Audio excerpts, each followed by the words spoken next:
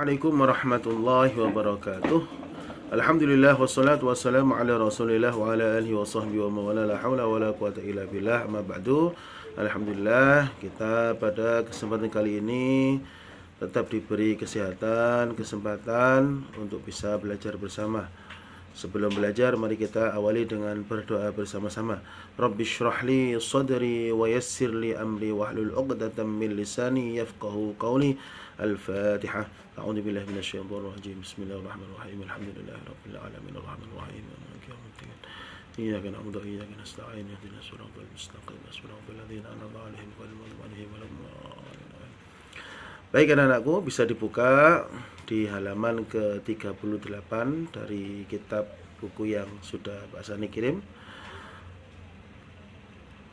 Kita lanjutkan materi kemarin, bahwasanya disimpulkan bahwasanya keimanan itu meliputi kemarin ya 3 dimensi. Yang pertama adalah hati ya, dari keyakinan, kemudian dari ucapan lisan, yang ketiga adalah pengamalan perbuatan daripada orang yang beriman tersebut. Kemudian cabang iman yang berkaitan dengan niat, dengan hati, dengan keyakinan. Pembahasan tentang iman tentu tidak bisa lepas dari pembahasan tentang keyakinan hati. Orientasi tentang pembahasan iman ini dititik beratkan pada hati ya. Karena pusat dari keyakinan seseorang adalah di dalam hati. Orang yang beriman ya, yaitu orang yang di dalam hatinya, di setiap ucapannya dan pada segala tindakannya adalah sama. Jadi hati, lisan, dan perbuatan itu sama. Sehingga dapat diartikan bahwa orang yang beriman adalah orang yang jujur, memiliki prinsip, pandangan, dan sikap hidup yang teguh. Dengan demikian yang dimaksud dengan iman yang sejati adalah iman dengan keyakinan yang penuh, yang terpatri, tertancap di dalam hati, tidak ada perasaan ragu sedikit pun, serta akan selalu mempengaruhi orientasi dan arah kehidupan, sikap hidup dan aktivitas dalam kehidupan. Sebagaimana disebutkan dalam Al-Quran, A'udzubillahi minasyaitonirrajim, yuthabbitullahu alladhina amanu bil qawli tsabiti fil hayatid dunya wa fil akhirah wa yudhillullahu adh-dhalimin wa yaf'alullahu ma yasha'. Allah meneguhkan iman orang-orang yang beriman dengan ucapan yang teguh dalam kehidupan di dunia dan di akhirat, dan Allah menyesatkan orang-orang yang zalim, dan Allah berbuat apa yang Dia kehendaki. Berkaitan dengan hal tersebut, maka pengelompokan cabang-cabang iman yang termasuk dalam kelompok hati atau niat, akidah, terdiri dari 30 hal, yaitu yang pertama ditulis iman kepada Allah Subhanahu wa taala. Yang kedua, iman kepada malaikat Allah. 3, iman kepada kitab-kitab suci Allah. 4, iman kepada Rasul-Rasul Allah. 5, iman kepada takdir, baik itu takdir baik maupun takdir yang buruk, semuanya dari Allah. Yang keenam, iman kepada hari akhir. Dan ketujuh, iman kepada kebangkitan setelah kematian. Itu harus diyakini semuanya ini. 8, iman bahwa manusia akan dikumpulkan kelak di Yaumul Mahsyar, ya, hari dikumpulkan setelah kita dibangkitkan. Nomor 9, iman bahwa orang mukmin akan tinggal di surga dan sebaliknya orang kafir akan tinggal di neraka. 10, mencintai Allah. 11, mencintai dan membenci semuanya karena Allah. 12, mencintai Rasulullah dan memuliakan Rasulullah. 13, ikhlas, tidak riya, dan menjauhi sifat-sifat munafik.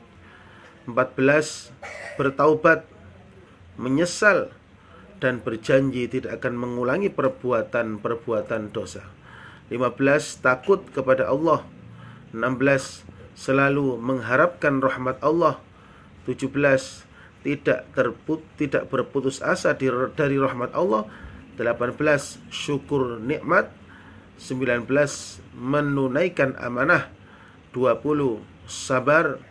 21. Tawadhu dan menghormati yang lebih tua. 22. Kasih sayang, termasuk mencintai anak-anak yang lebih muda atau anak kecil. 23. Ridha dengan takdir yang diberikan oleh Allah Subhanahu wa taala. Tawakal, pasrah. Nomor 25. Meninggalkan sifat takabur dan menyombongkan diri. 26. Tidak dengki dan iri hati. 27. Memiliki rasa malu.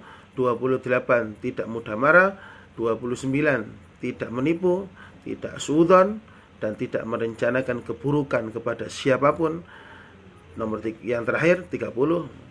Menanggalkan kecintaan kepada keduniawiaan, termasuk cinta harta dan cinta jabatan. Itu tadi cabang daripada iman yang berkaitan dengan hati. Kemudian cabang iman yang berkaitan dengan lisan. Anak-anakku rahimakumullah, Islam mengajarkan kepada setiap muslim untuk betul-betul menjaga lisan, agar lisan senantiasa dipergunakan untuk hal-hal kebaikan dan tidak bertentangan dengan kehendak Allah. Oleh karena itu, pada Syu'abul Iman yang berdasarkan pengelompokan para ahli hadis, sebagaimana disebutkan sebelumnya kemarin, implementasi iman akan termanifestasikan dalam hal-hal yang konkret dalam ranah ikrar bil lisan yang terdiri dari 7 cabang keimanan. Yang pertama adalah membaca kalimat syahadah, asyhadu an la ilaha illallah wa asyhadu anna Muhammadar Rasulullah. Kemudian yang kedua, membaca kitab suci Al-Quran. Ayo anak-anakku, siapa yang belum bisa membaca Al-Quran, kalau bisa diupayakan betul. Jangan sampai kita sebagai seorang muslim tidak bisa membaca Al-Quran. Na'udzubillah min dzalik. Nomor 3, belajar dan menuntut ilmu. Yang keempat, mengajarkan ilmu kepada orang lain. Yang kelima, berdoa. 6, zikir kepada Allah Subhanahu wa taala, termasuk juga istighfar. Nomor 7, yang terakhir adalah menghindari bacaan yang sia-sia atau perbuatan yang sia-sia. Yang ketiga, cabang iman yang berhubungan dengan perbuatan dan anggota badan. Iman adalah sesuatu yang abstrak, tidak kelihatan, ya, dan sangat sulit untuk diukur. Iman bukan saja sekedar terucapnya pengakuan seseorang melalui lisan yang mengatakan bahwa ia beriman. Jadi tidak mengaku-ngaku, tidak hanya mengaku-ngaku saja. Karena bisa saja orang munafik, ya, memproklamirkan keimanannya, namun apa yang terjadi? Hatinya mengingkari apa yang ia katakan. Jadi hatinya sama ucapannya tidak cocok atau berbeda. Iman juga bukan sebatas pengetahuan tentang makna dan hakikat keimanan itu sendiri. Sebab tidak sedikit orang-orang yang mampu memahami hakikat iman namun ia mengingkari. Iman bukanlah sekedar amalan yang secara lahiriah menunjukkan kesan dan penampilan seolah-olah seseorang begitu itu dikatakan beriman. Sebab orang-orang munafik pun tidak sedikit yang secara penampilan lahiriahnya mempertontonkan rajin ibadah, rajin puasa, dan perbuatan baik yang lainnya. Sedangkan terdapat pertentangan dan kontradiksi dalam batin mereka, karena apa yang diperbuatnya itu tidak didasari oleh ketulusan hati, ketulusan batinnya. Hanya oleh ketulusan hati, batin menggapai ridha Allah Subhanahu wa taala. Lain di mulut, istilahnya lain di mulut dan lain di hati. Dalam Al-Qur'an disebutkan Innal munafiqina yukhadi'una Allah wa huwa khadi'uhum wa idza qamu ila as-salati qamu kusala yura'una an-nasa wa la yadhkuruna Allah illa qalila. Surat An-Nisa ayat 142. Sesungguhnya orang-orang munafik itu hendak menipu Allah, tetapi Allah lah yang menipu mereka. Apabila mereka mendirikan sholat, mereka lakukan dengan malas-malas. Ayo, semoga menjadi pengingat kita. Kira-kira kita ini masuk malas apa enggak kalau sholat? Mereka bermaksud untuk riya, ingin dipuji di hadapan manusia, dan mereka tidak mengingat Allah, tidak berzikir kepada Allah kecuali hanya sedikit.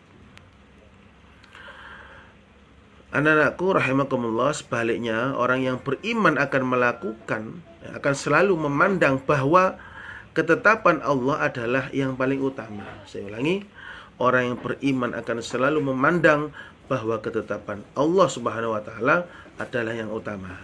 Jika dihadapkan pada persoalan-persoalan real dalam kehidupan yang nyata ini, tanpa berat hati, berpura-pura dan pamrih untuk mendapatkan kesan baik di hadapan manusia, maka ia akan menentukan pilihan yang mendahulukan ketauhidan di dalamnya. Oleh karena itu, dalam kemarin Sya'bul Iman dalam kitab karangan Imam Nawawi, para ulama telah memilah sebanyak 40 cabang dari dimensi perbuatan yang mencerminkan konkretnya keimanan seseorang. Semakin baik kualitas iman seseorang, maka akan semakin baik pula perilaku dan perbuatan mereka dalam kehidupan sehari-hari. Begitupun sebaliknya. Dan ke-40 cabang iman dalam dimensi perbuatan tersebut antara lain adalah yang pertama, bersuci atau toharoh, termasuk di dalamnya kesucian badan, pakaian, dan tempat tinggal. Yang kedua, menegakkan sholat, baik sholat fardu, sholat sunnah, maupun mengqadha sholat. Yang ketiga, bersedekah kepada fakir miskin, anak yatim yang tidak mampu, membayar zakat fitrah, zakat mal, memuliakan tamu, serta membebaskan budak. Yang keempat, menjalankan puasa wajib dan sunnah. Kemarin yang punya puasa Ramadan hutang segera dibayar sebelum datang Ramadan lagi. Melaksanakan haji bagi yang mampu. Nomor 5, nomor 6, beriktikaf di dalam masjid, termasuk diantaranya adalah mencari Lailatul Qadar kalau Ramadan. Anak-anakku mumpung yang masih muda-muda ini, jangan jauh-jauh dari masjid, langgar musola. Kalau bisa setiap hari di masjid, dilanggar musola, panjenengan semuanya ikut bantu-bantu adzan, bantu-bantu bersih-bersih masjid, ya. Nomor 7, menjaga agama dan bersedia meninggalkan rumah untuk berhijrah beberapa waktu tertentu, ya, termasuk sekolah itu berhijrah secara singkat, ya, tidak apa-apa, untuk mencari ilmu. Atau kalau dulu mondok beberapa tahun, keluar dari rumah untuk mencari ilmu. Nomor 8, menyempurnakan dan menunaikan nazar, yang punya nazar. Nomor 9, menyempurnakan dan menunaikan sumpah. Sumpah-sumpah harus dipenuhi. Nomor 10, menyempurnakan dan menunaikan kafaroh. Nomor 11, menutup aurat, ketika sedang sholat maupun ketika tidak sholat, di luar sholat maksudnya, auratnya harus tutup. 12 melaksanakan kurban. Nomor 13 mengurus perawatan jenazah. 14 menunaikan dan membayar hutang. Jangan sampai kita tidak membayar hutang, walaupun itu 100 rupiah atau 1 rupiah. 15 meluruskan muamalah dan menghindari dari riba. 17 menjadi saksi yang adil dan tidak menutupi kebenaran. 17 menikah untuk menghindari diri dari perbuatan keji dan haram. 18 menunaikan hak keluarga dan sanak kerabat serta hak hamba sahaya. 19 berbakti dan menunaikan hak orang tua. 20 mendidik anak-anak dengan pola asuh dan pola didik yang baik yang sesuai ajaran agama Islam. 21 menjalin silaturahim. 22 taat dan patuh kepada orang tua atau yang dituakan dalam agama, Pak Yai, Pak Guru. 23 menegakkan pemerintah yang adil. 24 mendukung seseorang yang bergerak dalam kebenaran. 25 menaati hakim pemerintah dengan catatan tidak melanggar syariat. 26 memperbaiki hubungan muamalah dengan sesama. 27 menolong orang lain dalam kebaikan. 28 amar ma'ruf nahi mungkar. 29 menegakkan hukum Islam. 30 berjihad mempertahankan wilayah perbatasan. 31 menunaikan amanah termasuk mengeluarkan separuh harta rampasan perang. 32 memberi dan membayar hutang. 33 memberikan hak-hak tetangga dan memuliakan. 34 mencari harta dengan cara yang halal. 35 menyedekahkan harta termasuk juga menghindari sifat boros dan kikir. 36 memberi dan menjawab salam. 37 mendoakan orang yang bersin. Alhamdulillah yarhamukallah yahdikumullah itu ya. 38 menghindari perbuatan yang merugikan dan menyusahkan orang lain. 39 menghindari permainan dan sengda gurau yang berlebihan. 40 menyingkirkan benda-benda yang mengganggu orang lain ketika di jalan. Baik, itu anak-anakku dari pembagian syu'abul iman tadi ya. Dari yang pertama dari keyakinan hati, yang kedua adalah lisan, yang ketiga adalah perbuatan seseorang yang beriman. Semoga ini menjadi ilmu yang manfaat dan berkah untuk kita amalkan dalam kehidupan sehari kita. Ada ungkapan yang luar biasa, coba diingat-ingat, ditanamkan dalam hati, dalam diri manusia yang hanya berburu kepentingan duniawi, maka sesungguhnya dalam hatinya Tuhan telah mati atau tidak memiliki Tuhan dalam hatinya. Saya ulangi, dalam diri manusia yang hanya selalu memburu kepentingan keduniawian saja, berarti kerja terus, kesibukan dunia terus, tapi tidak pernah menghiraukan akhirat kita, maka sesungguhnya di dalam hati orang tersebut tidak ada Allah Subhanahu wa taala. Na'udzubillahi min dzalik. Baik, semoga manfaat. Ihdinas siratal mustaqim. Assalamualaikum warahmatullahi wabarakatuh.